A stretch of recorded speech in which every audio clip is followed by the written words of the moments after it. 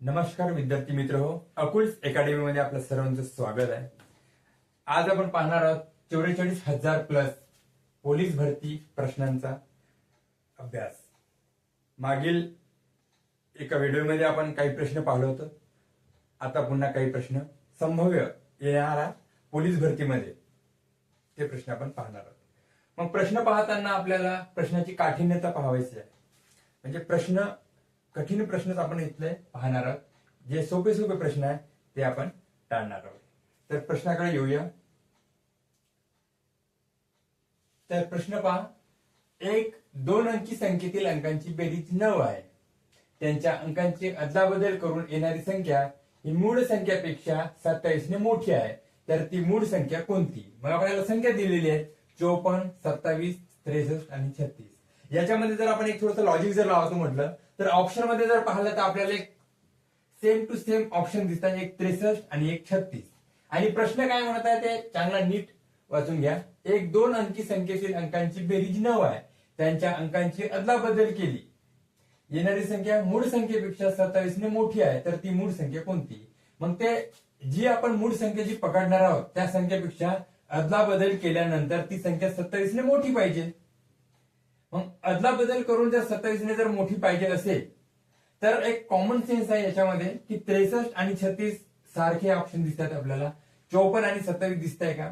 करून पाहू आपण तेही. पण आपल्याला जर लवकरात लवकर जर त्याचं जर उत्तर जर मिळवायचं असेल तर आपल्याला जे प्रश्न बनवणारे जे कोणी प्रश्न बनवत असतात ते फसवण्याचा प्रयत्न करत असतात. आणि ऑप्शन मध्ये साम्यता दाखवली जाते. मग साम्यता दाखवली जाते त्याच्यामधूनच अँसर असते. कारण आपल्याला प्रश्नामध्ये अंकांची अदलाबदल करायचा आहे. जर आपण 54 चे 45 केला, 54 चे 45 केला तर 54 चे जर 45 केला तर मोठी संख्या आहे का? ती आहेच नाही मोठी संख्या. कारण 54 ही मोठी संख्या आहे 45 पेक्षा. 27 जर केला, 27 होऊ शकते. 27 पेक्षा मोठी संख्या कोणती आहे? 27 चे जर आपण अदलाबदल जर केला तर 27 चे अदलाबदल म्हटला 27 चे अदलाबदल जर केला तर काय होईल? 72 होऊ शकते. 27 पेक्षा 72 म्हणजे 72 मधून जर आपण 27 जर मायनस जर केला, 72 मधून 27 मायनस जर केला तर 12 तून 7 गेला 5 आणि 6 तून 2 गेला 4, 45. 45 ने मोठी आहे का ती? नाही. कारण त्यांच्यामधला फरक हा 27 पाहिजे. पण ते 27 पेक्षा मोठी पाहिजे. मग आपण 63 घेऊ शकत नाही का? कारण 63 जर घेतला तर 63 पेक्षा मोठी आहे का 27 ने एखादी संख्या? नाही. पण आपण 36 घेऊ शकतो. जसं 36 ला जर आपण अदलाबदल जर केला तर किती होईल? 36 ला अदलाबदल केल्यानंतर 63 आणि 63 मधून जर 36 जर गेले, 63 मधून जर 36 जर गेले किती होते? 13 तून 6 गेले 5 आणि इथं 13. 13 तून 6 गेले किती राहते? इथं 7. त्याच्यानंतर 5 तून 3 गेले 2 म्हणजे 27. म्हणजे 36 हे एक अशी मूळ संख्या आहे की तिचे जर आपण अदलाबदल केला तर येणारी जी मूळ संख्येपेक्षा ती 27 ने मोठी आहे. म्हणून आपला चौथा ऑप्शन हा आन्सर राहील 36.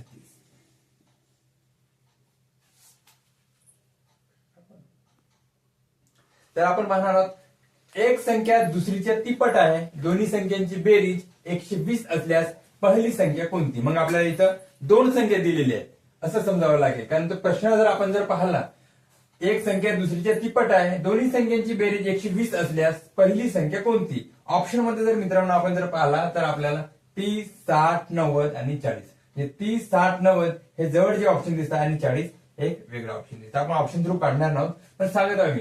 एक संख्या दुसरीच्या तिप्पट आहे म्हणजे इथं 2 संख्या आहेत. कोणती संख्या आहे? हे एक संख्या आणि हे 2 संख्या. म्हणजे पहिली संख्या आणि दुसरी संख्या.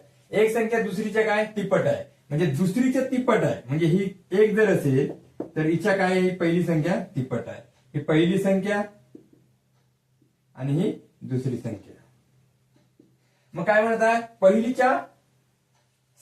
संख्या ही दुसरी संख्या पेक्षा काय? तिप्पट आहे. मग हे 3 आणि 1 आपण त्याचा काय केलं? गुणोत्तर काढलं. काय म्हणत आहे की दोन्ही संख्यांची बेरीज 120 आहे. मग ह्या दोन्ही जे संख्या आहे यांची बेरीज किती आहे? 120 आहे. पण ऍक्च्युली जर आपण जर पाहिला तर यांची बेरीज किती होते? 3 आणि 1 किती होते? 4 होते. पण प्रश्न काय म्हणत आहे? प्रश्नानुसार आपण यांची बेरीज किती आहे आपण पाहता तर 4 आहे. पण प्रश्न काय म्हणत आहे? त्यांची बेरीज किती आहे? 120. मग 4 पेक्षा 120 किती पटीने मोठी आहे? किती पटीने मोठी आहे? 4.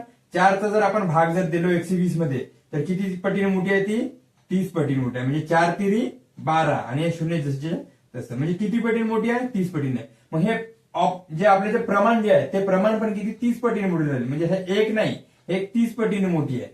हे किती राहील? हे 30 राहील. आणि हे 3 नाही, हे पण किती पटीने मोठी राहील? 30 पटीने मोठी राहील. म्हणजे 3 3 9 म्हणजे 90. म्हणजे याच्या दोघांची बेरीज जर पाहिलो आपली 120 येते का? 90 आणि 30 120 येते. बरोबर आहे. पण 120 आल्यानंतर आपल्याला काय म्हणतात? पहिली संख्या कोणती आहे? मग पहिली संख्या कोणती आहे? 90 पहिली संख्या.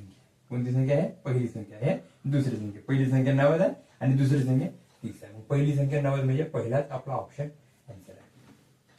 जास्त ताण घ्यायचा नाही मित्रांनो. आपण जर पहिली दुसरी याच्यामध्ये जर कन्फ्युज होत जर राहिलो तर आपल्या प्रश्नामध्ये असाच वेळ चालला जातो. त्याच्यामुळे आपल्याला प्रमाणानुसार हा गणित सोडवायचा असतो. काही कन्फ्युजन नाही, सरळ आणि एकदम सोपं आहे. तर आपण आता पान पुस्तक क्रमांक हा प्रश्न नेहमी आपल्याला पोलीस भरतीमध्ये किंवा इतरही भरतीमध्ये किंवा इतरही पेपरमध्ये आपल्याला विचारत येते. सर्वात जास्त या प्रश्नावर किंवा या पुस्तकांच्या पानांचा जो क्रमांक असतो त्याला खिळे ठोकल्यानंतर किती खिळे लागतील असे भरपूर याचे टाइप्स आपण पाहणार आहोत. तर हा प्रश्न पाहण्या अगोदर मित्रांनो आपल्याला गणितच नाही तर मराठी, बुद्धिमत्ता, चालू घडामोडी याचे जर तुम्हाला सविस्तर जर माहिती जर पाहिजे असेल, याचं जर सविस्तर जर स्पष्टीकरण जर चांगल्या पद्धतीने जर माहिती जर करत असेल तर हा चॅनेल अकुल्स अकॅडमी युट्यूब चॅनेल्स जास्तीत जास्त सबस्क्राईब आणि शेअर करायला विसरू नका. तुम्ही आपल्या मित्रांच्या ग्रुपमध्ये आणि आपल्या मित्रांना पण समोर शेअर करायला सांगा. आपण आज याच्या समोर सर्वच विषयावर एक एक टॉपिक व्हिडिओ टाकणार आहोत. तर आपण इकडे 366 पानाच्या पुस्तकावर क्रमांक टाकताना एकूण किती अंक प्रिंट करावे लागतील हा प्रश्न सोपा आणि एकदम सोपा आहे. पण सांगणारे जे शिक्षक असतात कठीण स्वरूपात सांगत असतात. याची काही ट्रिक्स, याचं काही फॉर्म्युला, यांना फॉर्म्युला आणि ट्रिक्सच्या बेसवर सोडवायचं नाही. सरळ सरळ पाण्याचा प्रश्न हा की 366 पानाच्या पुस्तकावर क्रमांक टाकताना म्हणजे आपण पुस्तकाचे जे पानं आहे त्या पुस्तकाच्या पानावर आपल्याला काय करायचं? क्रमांक टाकायचा आहे. त्या क्रमांक टाकताना त्या प्रत्येक क्रमांकाला एक एक खिळा वापरायचा आहे. म्हणजे एक एक खिळा म्हणजे एक एक प्रिंट. इथं प्रिंट दिलेला आहे, कुठं कुठं आपल्याला खिळे दिलेला राहतो. तर आपल्याला एक एक खिळा वापरायचा किंवा एक एक प्रिंट वापरायची आहे. मग अशी किती प्रिंट लागतील आपल्याला म्हणजे हे 366 पानावर? तर आपल्याला हे अंकानुसार हा प्रश्न सोडवत आहे. जसं 1 ते 9 ह्या अंकापर्यंत आपल्याला 9 खिळे लागतील. म्हणजे 1 ला 1, 2 ला 2, 3 ला 1, 4 ला 1, 5 ला 1, 6 ला 1 असे टोटल खिळे किती लागतील? 9 खिळे लागतील किंवा 9 प्रिंट लागतील. त्याच्यानंतर 10 ते 99, 10 ते 99, 10 मध्ये 2 प्रिंट आहेत. 11, 12, 13, 14 असे 99 पर्यंत आपल्याला एक एक प्रिंट म्हणजे 2 2 2 च्या जोड्या असे टोटल किती तयार होतील? तर जर हा जर आता 1 ते 9 पर्यंत 9 लागले, पण 10 ते 99 पर्यंत असे किती खिळे लागतील? तर आपण सरळ सरळ 99 मधून 10 मायनस करून टाकायचे. 9 9तून 1 गेला 8, 89 आणि याच्यामध्ये एक प्लस करायचा. का? तर आपण 1 ते 10 पर्यंतची टोटल किती होते हे आपण संख्या या टॉपिक मध्ये पाहिलेलो आहोत. तर 89 प्लस 1 किती होतात? टोटल 90 होतात. मग 10 ते 99 याच्यामध्ये किती खिळे प्रिंट लागतील आपल्याला? 90 प्रिंट लागतील. त्याच्यानंतर 366 म्हणजे 100 ते 366 पर्यंत किती खिळे लागतील? सेम प्रोसिजर आपल्याला आता काय करायचं? 366 मधून 100 मायनस करायचे. म्हणजे 6 6 3 गेला 2, 266 प्लस 1 म्हणजे किती झाले? 267. म्हणजे आपल्याला किती लागेल? 267. पण याच्यामध्ये 2 खिळे असल्यामुळे आपण 2 न गुणाकार करू. याच्यामध्ये एक प्रिंट लागत असल्यामुळे प्रिंट याच्यामध्ये 3 प्रिंट लागत असते म्हणजे प्रिंट म्हणा की तुम्ही खिळे म्हणा. मग 9 एके किती होत आहेत? 9 होत आहेत. 9 दुने 18 म्हणजे किती होत आहेत? 180. आणि इथं 7 3 21 1 हात चालला 2, 6 3 18 19 20 0 हात चालले 2, 3 दुने 6 6 2 8. मग या सर्वांची आपण काय करायची? बेरीज करायची. 9 1 10 0 1 8 1 9 8 1 9 म्हणजे 990 प्रिंट आपल्याला लागणार आहे. मग ऑप्शन मध्ये आहे का 990 आहे? ऑप्शन नंबर 2 हा आपला काय उत्तर आहे. सोपा, सरळ आणि एकदम सुलभ आहे. याच्यामध्ये काही तुम्हाला फॉर्म्युला ट्रिक्स वगैरे काही लावायची गरज नाही. सरळ सरळ आपल्याला करायचं आहे. आणि हे याच्यामध्ये जास्तीत जास्त गोंधळ होत असते की 10 ते 99 पर्यंत किती, 100 ते 366 पर्यंत किती, म्हणजे 3 संख्या 2 संख्या. तर काहीच नाही, त्या मोठ्या संख्येतून समोरची संख्या लहान करायची आणि त्याच्यामध्ये 1 मिळवायचं. मोठ्या संख्येमधून लहान संख्या कमी करायची आणि त्याच्यामध्ये 1 मिळवायचं. आणि मग नंतर इथं 1 खिळा लागते, तर इथं 2 खिळे लागते, तर इथं 3 खिळे लागते. तुम्ही खिळे म्हणा की प्रिंट म्हणा, सारखंच आहे.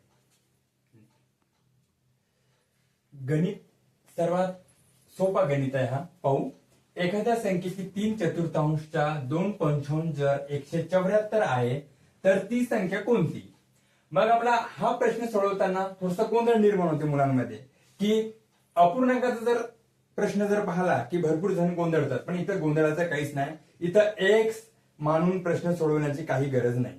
असे प्रश्न सोडवत असताना आपण ऑप्शन मधून पण जाण्याची गरज नाही. काहून, जर आपण ऑप्शन मधून जर जातो म्हटला तर भरपूर आपल्याला टाइम लागत असतो. आपण सरळ सरळ जो प्रश्न आहे त्या प्रश्नालाच अनुसरून उत्तर काढण्याचा प्रयत्न करायचा. कसं, प्रश्न काय म्हणत आहे की एखाद्या संख्येची 3/4 किती म्हणत आहे, 3 पहिले चतुर्थांश चा म्हणजे गुणाकार 2/5 जर जर जर काय म्हणताय 174 असेल आहे तर ती संख्या कोणती. आपण काय करायचं, ही 5 जी आहे ही 5 सोबत ह्या 174 सोबत गुणाकार करायचा. 5 चोक 20, 20 शून्य हात चालला 2, 7 5 35, 35 ने 2 37, 37 7 हात चालले 3, 5 1 5, 5 आणि 3 8. आता हे 870 सोबत काय करायचं, ह्या संख्येने भागाकार करायचा. मग 2 चोक 8, 2 1 2 3 6 आणि 2 3 6 1 उरला 2 पंच 10, 435 आलाय. मग हा 435 ला आपण काय करायचं, ह्या 4 ने गुणाकार करायचा, ह्या 4 सोबत गुणाकार करायचा. 4 पंच 20, 20 शून्य हात चालला 2, 4 3 12, 12 आणि 2 14, 14 4 हात चालला 1, 4 चोक 16, 16 ने 17. आता ह्या 17 से 40 सोबत 3 ने काय करायचा, भागाकार करायचा. मग 3 5 15, 15 15 तून 15 गेल्यानंतर राहते किती 2, 16 17, 2 3 8 24, 24 गेला 0 आणि 0 जशी आपल्या उत्तराला 580. ऑप्शन मध्ये 580 आहे का पाहून घ्या. म्हणजे ऑप्शन 4 हा आपला उत्तर आहे. करायचं काय, आपल्याला 174 सोबत 5 नी आधी गुणाकार करायचा आणि मग नंतर भागाकार. आपण उलट्या पद्धतीने जायचा. पहिले काय करायचं, 5 चा गुणाकार 174 सोबत आणि 2 चा भागाकार. मग जो आपल्याला येत असेल त्याचा 3/4, 4 चा गुणाकार आणि 3 ने भागाकार. सरळ सरळ आपल्याला उत्तर मिळत असते. सर्वात सोपी आणि एकदम झकास आणि जबरदस्त ट्रिक्स आहे. काही जास्त टेन्शन आणि ताण घ्यायचं नाही. सोप्यात सोपा आपल्याला उत्तर करण्याची ही पद्धत आहे. असे भरपूर ट्रिक्स आहेत मित्रांनो, पण वेळाचा अभाव असल्यामुळे मी जास्त ऑप्शन जास्त प्रश्न घेता येत नाही. आपल्याला अकुल्स अकॅडमी या युट्यूब चॅनल फ्री कंटेंट जर आपल्याला जास्तीत जास्त जर पाहिजे जर असेल तर नक्कीच आपण या युट्यूब चॅनलवर जाऊन या युट्यूब चॅनलला जास्तीत जास्त शेअर आणि जास्तीत जास्त सबस्क्राईब करून द्यावा, जेणेकरून मला समोर व्हिडिओ बनवायला एक तुमच्याकडून प्रेरणा मिळेल, एक जोश मिळेल, एक ताकद मिळेल.